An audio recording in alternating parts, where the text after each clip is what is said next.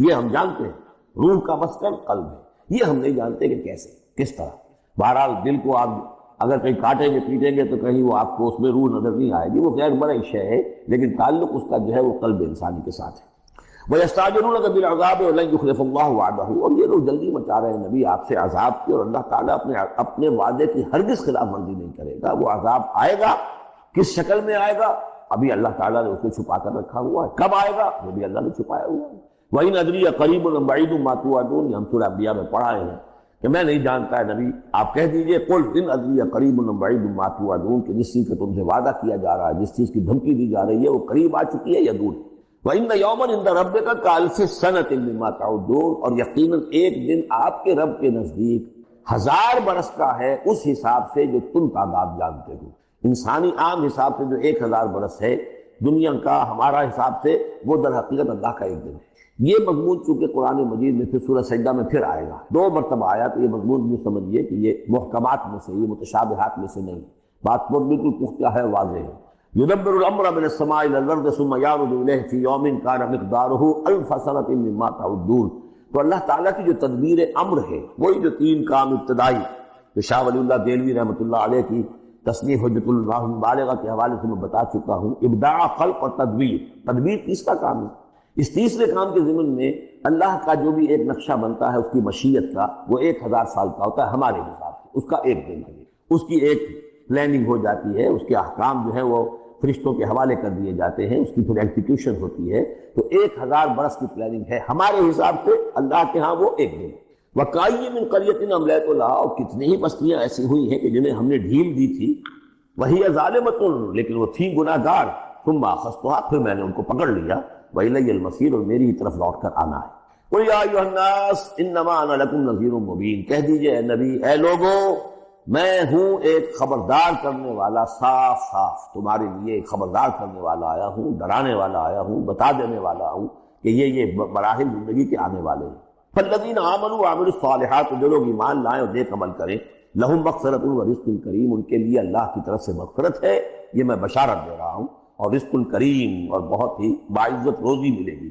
والذین سعوا فی آیاتنا معاجزین، اور جو لوگ ہماری آیات کے بارے میں تگ و دو کریں گے کہ انہیں کسی طریقے سے فیل کر دیں، ناکام کر دیں، غیر مؤثر کر دیں، ان آیات کو پھیلنے نہ دیں، اولئک اصحاب الجحیم، تو یہ وہ لوگ ہیں کہ جہنم والے ہیں۔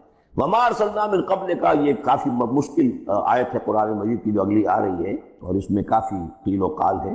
وما ارسلنا من قبلک من رسول ولا نبی الا اذا تمنى القى الشیطان فی امنیتہ، اور نہیں بھیجا ہم نے آپ سے پہلے بھی کوئی رسول، اے نبی صلی اللہ علیہ وسلم، نہ کوئی رسول نہ نبی، الا اذا تمنا، مگر یہ کہ جب اس نے خود کوئی خیال باندھا، کوئی پلاننگ کی، کوئی نقشہ بنایا اپنے کام کا۔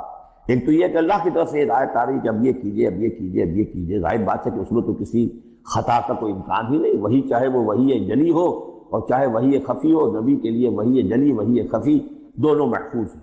وہی خفی کے اندر بھی شیطان یا شیطانی قوتیں کوئی در اندازی نہیں کر سکتے، لیکن یہ کہ کبھی ایسا بھی ہوتا ہے کہ وہی کی طرف سے کوئی بات نہیں آئی ہے۔ ظاہر بات ہے کہ یہ نہیں سمجھنا چاہیے کہ نبی کی حیثیت بالکل ایسے ہے جیسے وہ کسی زمانے میں، آج کل تو شاید وہ معاملہ ختم ہو گیا، وہ تار جو جاتے تھے گٹ گٹ گٹ گٹ گٹ ہو رہی ہے، ادھر سے ہو رہی ہے، ادھر سے وہ جو ہے مشین بول رہی ہے، تو بیچ میں تو مشین ہے، کچھ نہیں ہے۔ تو ایسا نہیں ہے کہ نبی کی اپنی کوئی شخصیت ہی نہ ہو، نبی کی اپنی کوئی سوچ ہی نہ ہو، نبی کی اپنی کوئی پلاننگ ہی نہ ہو۔ یہ تو عام انسان بھی دیکھیے، اگر کوئی آپ کو یہ کہے بس آپ کو تو جو کہا کرتے چلے جاؤ، تو آپ کہیں گے میری شخصیت، میری بھی کوئی سوچ ہے، میری بھی کوئی اس معاملے کے اندر مجھے بھی کوئی رائے جو ہے۔ تو نبی کا معاملہ یہ نہیں ہے کہ بس ہر لحظہ وہ اللہ کا حکم آ رہا ہے، نہیں، بلکہ یہ کہ ان کو ایک حکم دے دیا گیا، اس پر پھر وہ خود بھی سوچتے ہیں۔ تبلیغ کیجئے، جیسے حکم آیا انذر عشیرتک الاقربین، اب اپنے قریبی رشتہ داروں کو خبردار کیجئے۔ اب یہ کام نبی کا تھا کہ آپ نے حضرت علی کو حکم دیا کہ کھانے کا انتظام کرو، اور بنو ہاشم کے تمام مردوں کو آپ نے بلا لیا۔ یہ جو تدبیر ہے یہ یا محمد الرسول اللہ صلی اللہ علیہ وسلم کی، ان تدبیروں میں ایسا ہو سکتا ہے کہ کسی وقت کوئی خطا ہو جائے، کسی وقت کوئی بات جو ہے غلط بھی ہو جائے۔ یہ بات چونکہ اس کا ذاتی اجتہاد، چنانچہ صحابہ کرام بھی یہ کرتے تھے۔ غزوہ بدر میں حضور نے جہاں حکم دیا تھا کیمپ لگانے کا، تو وہ جا کر بعض صحابہ پہنچ گئے کہ حضور دیکھیے اگر تو یہ وحی کے حکم کے تحت ہے، جو اللہ کا حکم ہے کہ یہاں کیمپ ہمارا ہونا چاہیے، سر تسلیم خم ہے۔ اگر یہ آپ کی ذاتی رائے ہے تو پھر ذرا اگر آپ اجازت دیں تو ہم کچھ اپنی رائے بھی پیش کریں۔ آپ نے فرمایا ہاں کہو، انہوں نے عرض کیا کہ ہمارے نزدیک تجربہ ہمیں جنگوں کا ہے، اس کی بنا پر ہم سمجھتے ہیں کہ ہمارا جو پڑاؤ ہے، ہمارا کیمپ وہاں لگنا چاہیے، اس وادی کے اس گوشے میں۔ آپ نے فرمایا ٹھیک ہے، یہاں سے خیمے اٹھاؤ اور وہاں لگا دو۔ ظاہر بات ہے تدبیر تھی ذاتی تھی محمد الرسول اللہ صلی اللہ علیہ وسلم۔ اس میں اختلاف کی صحابہ کو گنجائش ہے اور انہیں اپنی رائے پیش کرنے کا بھی موقع ہے۔ اگر یہ وہیں سے ہوتا تو ظاہر بات ہے پھر وہاں سے کوئی سوال پیدا نہیں ہوتا تھا کہ وہاں سے کیمپ اکھاڑا جائے۔ تو اس طرح کے معاملے میں خطا بھی ہو سکتی ہے، غلطی بھی ہو سکتی ہے، اور اس قسم کے معاملے میں کوئی در اندازی جو ہے شیطان کی طرف سے بھی ممکن ہے۔ اب یہ مسئلہ ایسا ہے کہ چونکہ عصمت انبیاء کے بارے میں جو بہت حساس، تمام اہل ایمان جو ہے بہت حساس ہیں، تو یہ جو ہے تو یہ گویا کہ یوں سمجھیے کہ یہ حلق میں پھنس جاتی ہے، اس کو اس طریقے سے قبول کرنا بڑا مشکل ہے۔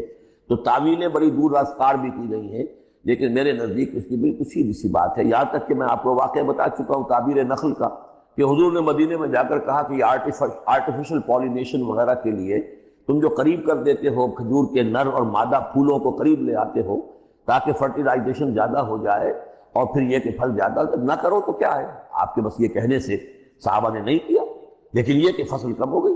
اب انہوں نے ڈرتے ڈرتے عرض کیا کہ حضور آپ نے یہ فرمایا تھا، ہم نے نہیں کیا، تعبیر نخل اس عالم نے نہیں کی تھی، فصل کم ہو گئی ہے۔ فرمایا انتم عالم بامور دنیاکم، یہ معاملات تمہارے، میں یہ سکھانے تمہیں نہیں آیا، ایگریکلچر سکھانے نہیں آیا تمہیں، یہ میں تو آیا ہوں یہ ہدایت دینے، جو ہدایت میں دوں، جو میری جو نبوت اور رسالت کا جو ایشو ہے، جو اس کا موضوع ہے، اس پر تمہیں میری ہر بات کو ماننا ہے۔ لیکن یہ جو تمہارے معاملات ہیں یہ تجرباتی معاملات ہیں۔ اب دیکھیے تجرباتی، کیونکہ وہ تجربہ تھا انہیں، وہ کرتے تھے، زراعت کرتے تھے، اور انہیں یہ اندازہ ہو گیا تھا کہ ایسا ہو تو اس سے یہ کہ پھل زیادہ ہوتا ہے، تو تجربے پر تھا، اور تجربے ہی کی بنیاد پر سائنس ہے۔ پوری سائنس کیا ہے؟ ایکسپیریمنٹیشن ہے نا، اسی کے اوپر تو یہ سائنس ڈیولپ ہوئی ہے۔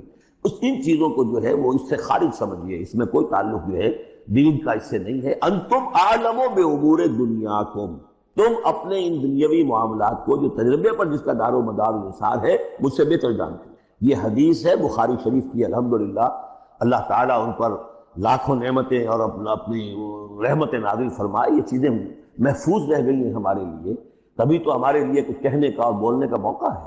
تو فرمایا انتم عالم بامور دنیا۔ اسی طریقے کا مسئلہ یہ ہے، وما ارسلنا من قبلک من رسول ولا نبی الا اذا تمنا، جب وہ کوئی اپنی اسکیم بناتے ہیں، اپنی پلاننگ کرتے ہیں، القی الشیطان فی امنیتہ، تو شیطان ان کے خیال میں کچھ ڈال دیتا ہے۔